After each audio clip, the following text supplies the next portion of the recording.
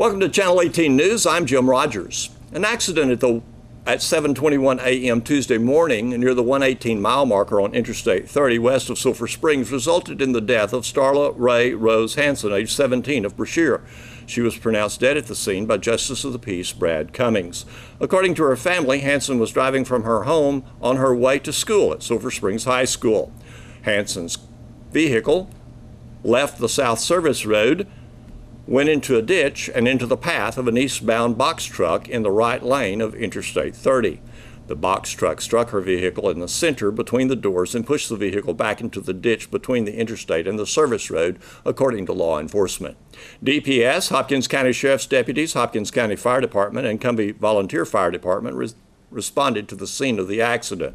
Justice of the Peace Cummings told KSST News he has ordered an autopsy, which is routine procedure in this type of situation when more than one driver is involved in an accident. Zain Zahagir, age 32, agreed to 3 years in the Texas Department of Criminal Justice when his probation for online solicitation of a minor was revoked Monday in 8th Judicial District Court, according to Matt Harris, Assistant District Attorney.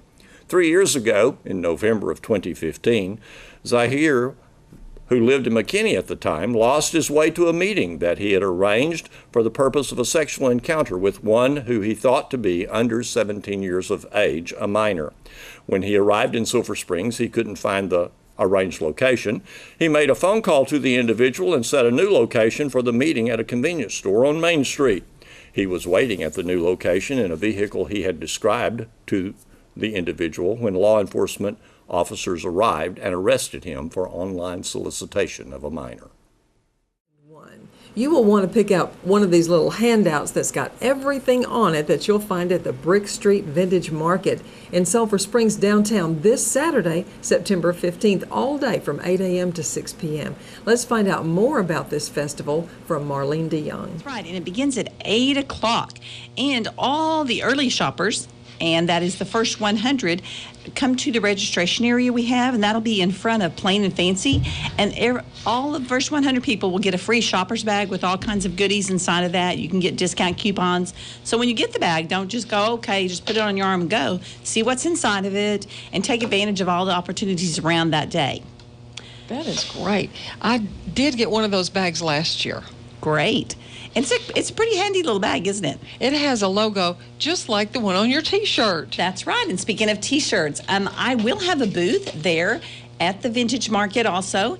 And I am going to be on Connolly Street at the very end. So a great way to begin the shopping would be if you picked up your bag there at Plain and Fancy, then you kind of came down. You could just go down the side of the street, go down and curve and go down Connolly, and then there's going to be like an L, and that's where Gourmet Kitchen and my shop is going to be set up. We're setting up kind of a little, what we call almost like a little she-shack situation, and so there's going to be all kinds of fun things in there, and you'll kind of curve around there, come back down the street, and then just make a little circle.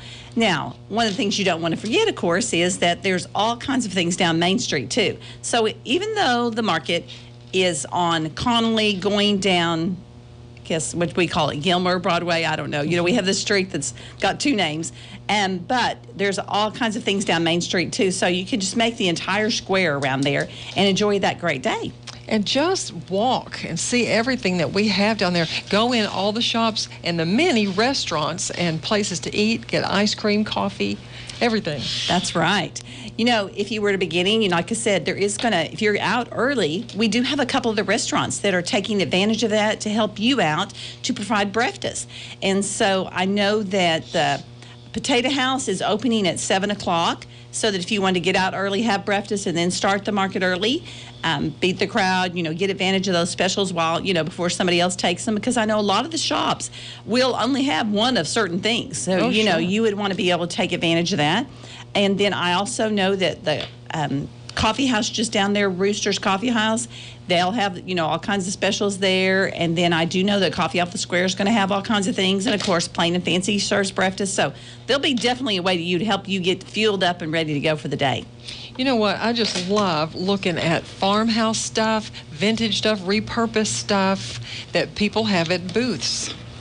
Yes. And we will have some of that, won't we? Oh, definitely. I cannot tell you Right now, I think there's really close to 60 vendors that are going to be there. Oh, my goodness. I mean, it's like, between 55 and 60, we have new ones adding each day towards the end. There's always those people last minute want to be a part of that. And there'll be so many different types of things like that. And another fun thing that we've added this year is that we're going to have a photo booth. You've been to weddings or, events where they'll have a fun photo booth that you and your friends can get in and put on the funny little things and have the pictures and have sweet memories. Well, we're going to have one there free for you to use. So that's just a little extra benefit that some of the Downtown Alliance Group businesses have helped to put together to provide for you. We are talking about Saturday, September 15th, this coming Saturday, 8 a.m. to 6 p.m., the one-day Brick Street Vintage Market in downtown Sulphur Springs. So, demonstrations and how-tos and tastings going on? That's right. Now, of course, tastings. Finesse Winery will be having wine tastings. Also, Judy's Gourmet Kitchen, she's going to host a special. She has her famous products by Ch.18. For tasting, she's featuring this late, I believe she said it's Flay Throwdown on the Food Network. This lady's been featured on there. Her name is Bobby. And so she's going to be in her shop that day. So that's an added special, I think. Also, across the road there, of course, at Marlene Sassen class, we are going to be having a truck showing from Crowd Boots. I have my rep that's coming. Her name is Jamie. So she's going to bring some extra styles that I may not have in style and show you how, if you want a special boot, how you can order it. And we can have it at the shop for you. And we're going to have some extra specials going on. And plus, this is fall. Isn't this the funnest time to buy new clothes and new accessories and change up your wardrobe? So we have so many new fall clothes that have come in. You'll want to walk through and see all the specials I have available for you. Those corral boots, they are just the tops. They are styled fashionably, but they also can carry you through the day or the night. That's right, for sure. They are made for work as well. Well, what about machine embroidery down at Secret Garden? I think they're doing a demonstration. Yes, and I understand she has what do we call, redecorated, done her shop. So you'll want to stop in and check it out. And she has some new equipment, and she'll be doing some embroidery. And Marcia is quite a talented lady. I mean, she's been in the Southern Living magazine. I mean, wow, I think. So you want to check up and see what she's got going on that day for sure. And she's located on the corner there. So like I said, if you kind of come down, then you can get there at the corner, come down Main Street, circle around, and see everything. And of course, there's all kinds of eating places down Main Street and on the square. So get you something to drink. And, at my booth, if you're a little thirsty, I'm going to there'll be some of them I'll be giving away sodas and water. So just to help you out if you're in between a spot. Okay. Now, I think there's going to be some quilting going on, or a quilting table. Yes, there is a booth. And it's by the Lone Star Heritage Quilt Guild. And plus, they are having their quilt show that day. So you'll want to come on down the street to the Rock. And that's about a half a block or so on down Gilmer there. And it's on the left-hand side from the square. And you'll want to check that out also. And they are featuring, my understanding, is the Supper Quilt, which is really unique. Yeah. And so if you've not seen it, it'll be definitely worth going in and checking out. Plus, when you go to the quilt show, they have all kinds of drawings. I went to one time and won a $20 gift card to Chili's as one of the door prizes. So you never know what can happen. It is a wonderful organization, Lone Star Heritage Quilt Guild. This is their 19th annual show, and they do it right. People come from all over to see their quilts, which incidentally will be on display Friday and Saturday. That's true. Another added feature we have is Dana and the Buffalo Girls are going to be there. Yeah. Dana, she has the Picker's Paradise. I mean, if you know, that girl can find all kinds of interesting things. So, you want to take a stop and see what she's got available there that day, too, because she will have just the uniquest items that you won't want to miss out on. And you cannot miss her booth. Oh, no. She has the gypsy wagon and everything else that she will bring. That's right. And it's really fun. And she just adds a lot of life to the show, so you'll definitely want to step by there. Now, I don't know all the individuals that will be coming with tables or booths of things they make, like soaps or baby items or cute hair bows, or much more than that. I don't know, because, like I said, if we have 55 to 60, that's a large number. If I were to take all the time to list all those, you would be going, oh my goodness, this could get wow. But there is going to be a huge array of all kinds of things there that day. So it's just a great opportunity. And it's like having a mini Canton, really, right here in our own hometown. And we do have the uniquest downtown. I tell you, I cannot believe the number of people that come from all the places around that come into my shop, and they've come just to see our downtown, because we have that, great small town attraction that's in East Texas. So I believe our hometown people need to take advantage of that, but all the surrounding towns around, come check this out, because this is a great event. We got to be so cool. And we were rather plain before. We were. And I just love the fact that people are coming in to being so excited about what's going on in our downtown. It makes us so happy to be a part of a place like that. And when they're coming in trying to duplicate what we have, isn't that cool that we set a standard? Yes. We've come a long, long way here in Sulphur Springs, and we are proud and showing it off this weekend. Saturday, don't forget Vintage Market, Brick Street Vintage Market. Yes, and there will be so many opportunities, and you do not want to forget this. And just to let you know, this event will go on no matter what, and we're looking forward to a great day. Just maybe hoping to have some crisp fall weather, and you'll just have a great day. Good Christmas shopping yes. opportunities. Don't forget to plan ahead for that Christmas, because these will be some unique items that you won't be able to pick up any other place. And you could stock and get ready and start preparing ahead of time, and that makes your Christmas shopping so much easier when you're doing that. Don't forget booths along Conley Street and across the plaza, and then lots on Main Street too. It'll be all over. I tell you, it's amazing what we're going to have going on. And like I said, don't miss any of the shops themselves, because we're all going to have specials. We're all going to be part of that, and the restaurants will have special things going on. So don't forget to check them all out. And we will see you at your shop, Marlene Sassenclass. Yes, you will. And then also we have a booth, like I said, set up out there too. And I'll be giving out little coupons for you to go into the shop and shop. So don't forget to stop by. Okay. Here's Don Julian with sports. The Wildcats football team takes on Terrell Friday night at Gerald Prim Stadium. It's the district opener for both teams, and it's homecoming. During his weekly media gathering Wednesday morning, Wildcats football coach Greg Owens begins by discussing the cancellation of last week's game. Well, the good is we didn't get anybody injured. The bad is we don't really still know where we are. You got a week off, and so you lost some valuable experience. I think we got a pretty good football team, and I know Lovejoy did too, so I think it's a really good test for us in preparation for district. So you want to clean some things up that really weren't cleaned up from the first ball game. So you lose that experience factor, I think, with that.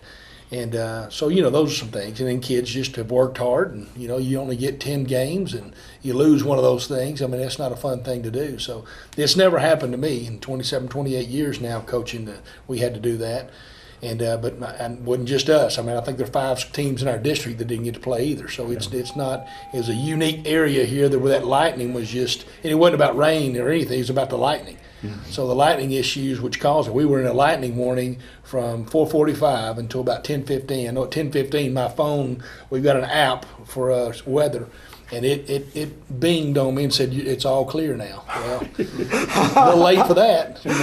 So, the decision came at 8 o'clock. We decided, okay, me and the head coach, Todd Ford, we decided, hey, we didn't even put him on the field. We brought our teams over. His team was actually sitting on the bus here in our parking lot from 5 o'clock to 8 o'clock. So for 3 hours after an hour and a half ride, they're sitting on the bus. So, so none of that stuff is fun. The night before we canceled the JV because of the weather. And then, so we both kind of, and when looking at early radar, it looked like it might just break up. We were going to get it. We didn't realize it was going to just sit on us. And again, the problem is the lightning. Those are the issues. So, because after the last strike, you got to wait 30 minutes of clearance for you to get back on. If there's another one hits, then you got to stop it all again and do the whole process. So again, whatever that was, 5 hours of lightning delays or whatever. So, we'll be a little rusty probably again tonight. We have to figure that out, all that stuff out. And again, it was disappointing for the kids and all of us. But I know this one comment that one kid did tell me after the deal. He goes, Coach, the running back didn't have any yards tonight. So, that was our big focus on their big running back.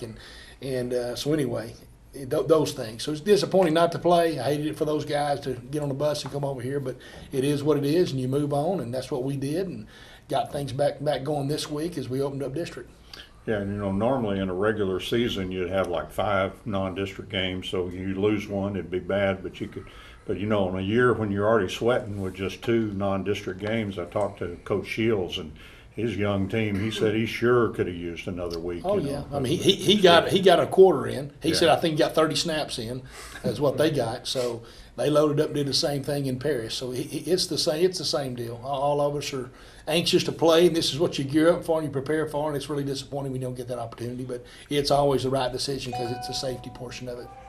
Terrell, we've seen them playoff teams. We've seen them, like Matt said, 4-6, 3-7, something like that. So I've seen them all over the map. How do they impress you this year?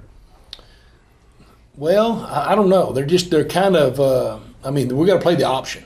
So anytime you play the option, I mean, I think Coach Shields has made a philosophical change because I think they're doing it all the way down right now, and I'm not really why we haven't gone into detail about that. Good friends with him, but I mean, when you play the option, it's just obsolete. It's like people lining up in the wing tee. We saw Pleasant Grove line up in the wing tee. Well, that's hard to stop. People know what they're doing, and so when you play option football, it's the same way. It's all about responsibilities and. Somebody's got to take the dive, the quarterback, the pitch. You got play action pass that comes off of it. People can just kind of lull you to sleep a little bit. And so, it's just one of those deals. It's hard to scout team. I mean, we're having to train scout team guys or JV guys what a pitch man is and how to run the pitch. And, even though you talk about those things a little bit, you may say, okay, if they run the option in today's game, it's usually a speed option. You got a quarterback running right at you and you got another guy, but now you're dealing with the tight ends and all this stuff and formations and guys going in motion. And so it's a little tricky. So, I mean, it makes you have to really struggle, and this kind of really caught us off guard. We weren't prepared for this because he's not done this before, not in recent years that we've seen anyway, because we've been scouting them too because they've been playing Paris when we used to play Paris. So we'd always see their game right before that. So the last several years, that's been the case. Then when Chris Gilbert was there, they were running gun and wide open, and even last year they were wide open with a really good quarterback and skill guys. So he's got some young guys over there, but again, it's kind of an equalizer when you start talking about all these responsibilities you've got to have. A lot of pressure on the quarterback with that kind of option offense, obviously, to make those decisions, and he really likes his guy, quarterback. Yeah, he's a sound guy. He's getting it done. He's not the dynamic kid that he had last year, an athletic kid that can really run, but this guy does make good decisions. And he's not been necessarily throwing the ball all over the place or pitching it on the ground, but he's done a good job in knowing what he's doing, and he's making the right reads. We hear a lot about their big nose tackle, 320, 330 or something.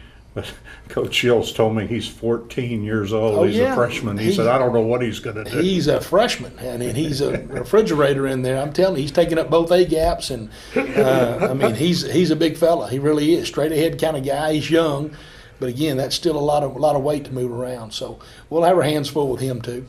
I think Paris should be very happy every time we talk about a fast and athletic team. We reference Paris, and I got that this week again with Terrell. Sounds like they have athleticism and speed. Oh yeah, they do. It is. It's the same kind of deal. They got some kiddos that can run around, and I don't know if you're referring back to Paris is really fast, but Terrell's got some kids themselves that are, we don't want to get them loose. I mean, that's the whole thing. You keep them harnessed up, all that good stuff, and don't let them get loose on you because they can go the distance in a hurry.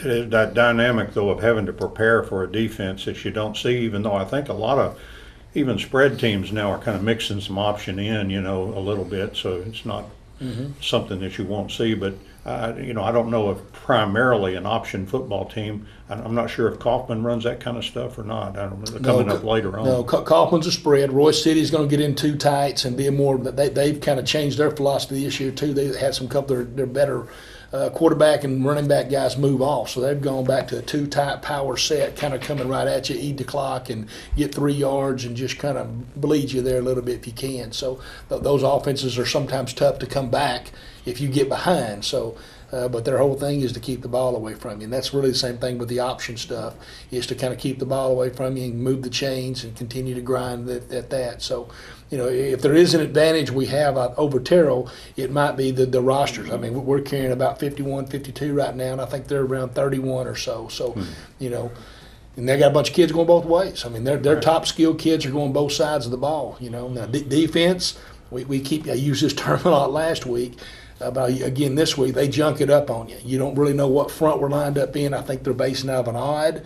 but they jump up in an even. They come out. They walk both linebackers up. They just kind of do some things. Maybe at times it seems a little unorthodox, but they're just trying to cause confusion and mess up your blocking schemes.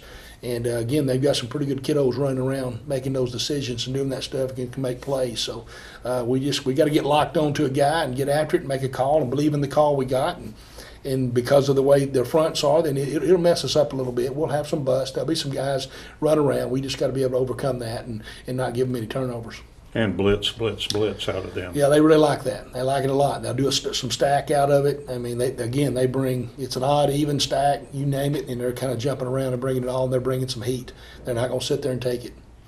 I think to continue your crusade to eliminate Monday as a school day, from what I'm hearing, Monday was a good practice day. Monday was a good day. I mean, it's been a good week with the weather. I mean, you know, our kids are kind of fickle. Whatever the weather is kind of the way the day is going to go, maybe. I mean, we've had a really good week. They've kind of really almost been silly at points because it's been so cool. And I think it was in the 70s yesterday, and we were out there. So it was but it was good. It feels good to get out there and move around. It gives them a lot of excitement, a lot of energy, you know, and their minds, too, when you're doing something a little different, they're having to know what to do and learn the option and all that kind of stuff. I mean, it re-engages their mind, too. It's not the same old. They're having to learn a little bit different. So really pleased with the Monday practice and their focus. And again, yesterday, it was better yesterday. But again, we still had a little silliness on both days, and I think it's just because they weren't so hot out there. Anything really stand out from Terrell when you look at him? You say this team's going to fill in the blank of this team has certain qualities or certain. I don't know that I've really thought about that. I don't. Have they got good team speed? So. I mean, they've always got some kiddos that can run. I mean, so I would say their athleticism is the thing that steps out first. And again, the big nose tackle, the size of him. You know, they kids play hard. I mean, they just get after it. They play hard, and you know, again, both sides of the ball, if you will. The option kind of junks some things up every now and then. There's this load option, this lead option, is this inside veer, outside veer. You got those things. You got reverses off of it. So both sides, there's a lot of misdirection. There's a lot of movement on offense, and there's a lot of movement on their defensive front guys, just kind of jumping around and moving around and really trying to cause confusion. So I don't know to define all that. I don't know what that really means, but just a lot of moving parts that you've got to kind of deal with. You said you've known Coach Shields for a while. Anything really stand out for his teams that stand out? I mean, he was at Red Oak before he came to Terrell, and I'm through a mutual friend of Steve Hale. That's how we kind of met each other, and Steve has worked with him in other places, and so we just kind of shared and talked and visited in the past about, you know, his teams or who we're playing, common opponents, those kind of things, right. and just a super nice guy. But football teams have all been well prepared. You know, they know what they're doing. I mean, he's a heck of a coach and does a great job with the staff, and you know, just a mutual respect, I think, for all that he's accomplished and what he does and the way they run a program. I mean, and they've really. I know Terrell's kind of been up and down here lately, but I mean, he got there. I mean, things really kind of flipped. I mean, they kind of flipped the whole thing and have really improved their entire athletic program the last few years across the board. So they've done a nice job over there and improved their facilities and, I mean, everything. Their stadium's a really nice stadium now, and they've just done a great job. I told him if he looked up at our stadium, he might think he was at home. Yeah. Ours was designed after a lot. We did spend a lot of time over there visiting with them about some things they would change and what they would do. Single tier press box, and just the same feel of our stadium with no track around it is a lot like theirs. They just did a really classy job over there of updating an older facility, and exactly what we've tried to do. Might remember last year, I think it was against Pine Tree or something, we had the kid that we had the weird name, and we found out it was James backwards. Oh, yeah. Yeah. It was a Samaj. Yeah. Well, Terrell has a Samaj. Well, I never thought I'd see that name. There you go. I hadn't paid attention to that. The kids on the roster. I will say this. I mean, this is a, you know, second home game. We always do. We always do homecoming, so this is a homecoming game. So all those festivities and stuff will be before the game, and then this is going to be a special treat too. This is the 10-year reunion of our state championship team, and so we've decided to bring them back for this ball game, And so what we'll do with them, we'll have a little special gathering of those guys before the game, just for them to be around each other and enjoy one another, and just have a chance to visit with them a little bit. And we'll be pretty busy as coaches though, but then they'll come over and they're going to be seated in the south end zone. And the opportunity, our program this week will have an autograph page in it and have a little bit about the state championship. So there'll be a good opportunity for people to get that. Some kids want their autographs. Those kids will be down there with some name tags on and a special state championship shirt on.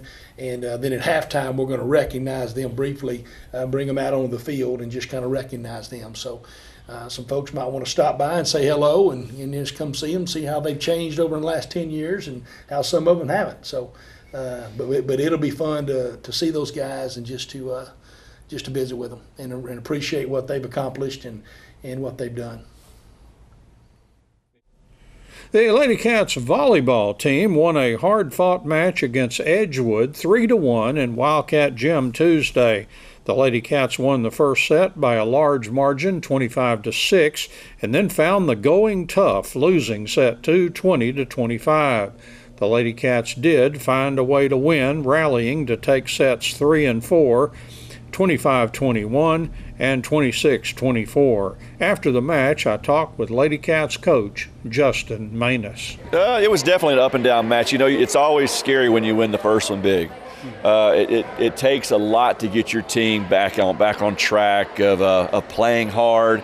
And, you know, you try to tell them between sets, hey, listen, this team's not going to come out and play the same way they did the first set. They're just not going to do it, based on who I've seen them play and how well they played them. So I knew they were a better team.